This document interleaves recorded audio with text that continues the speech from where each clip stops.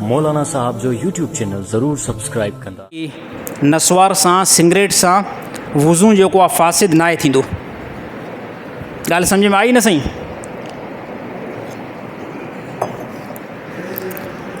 वुज़ू सां ओछा नस्वार सां ऐं अहिड़ी तरह सिगरेट सां वुज़ू जेको आहे फासिद न थींदो आहे।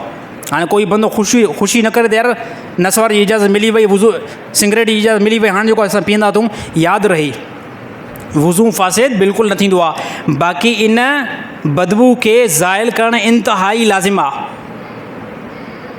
मस्जिद में जेकॾहिं अचे थो न कोई बंदो त वुज़ू त न आहे पियो, बाक़ी जेकॾहिं इन ई धप वारे वात सां ॻाल्हि थोरो ओपन कजे न साईं, इन धप वारे वात सां जेकॾहिं अगरि मस्जिद में आयो मकरू अमल आहे, बुरो अमल आहे।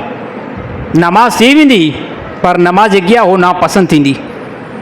ॾिसो इस्लाम में हुकुम आहे त रसूलुल्लाह सल्लल्लाहु अलैहि वसल्लम फरमाया कचो बसर खाई करे, जंहिं हदीस जो मफ़हूम आहे कचो बसर खाई करे मस्जिद में न ईंदा कयो, छाजे करे उन मां हिकिड़ी बदबू पैदा थींदी आहे ऐं फ़रिश्तनि खे तकलीफ़ पहुचंदी आहे। छाजे करे फ़रिश्ता पाण पाक आहिनि, फ़रिश्ता ख़ुशबू वारी शइ खे हासिलु कंदा आहिनि। बाक़ी जॾहिं बि अगरि मस्जिद में अचो त इन बदबू खे नबी सल्लल्लाहु अलैहि वसल्लम फरमाए ज़ाइल करे अचो।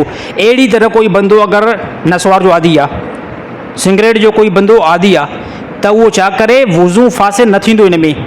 बाक़ी उन जेको वात जे अंदरि जेकी बूई आहे या अहिड़ी तरह जेकी बदबू आहे उनखे चङी तरह ॿाहिरि जेको साफ़ु करे अचे, साईं पेस्ट करे अचे, बुर्श करे अचे, छा बि करे अचे, बराबरि उन शइ खे जेको ज़ाइल करे अचे। अगरि ईअं ई ईंदो त हे अमल जेको आहे न हे इंतिहाई नापसंदि जेको अमल आहे, हे तमामु इंतिहाई नापसंदि अमल आहे। इन खां जेको तमामु सादी बचण जी कोशिशि कनि।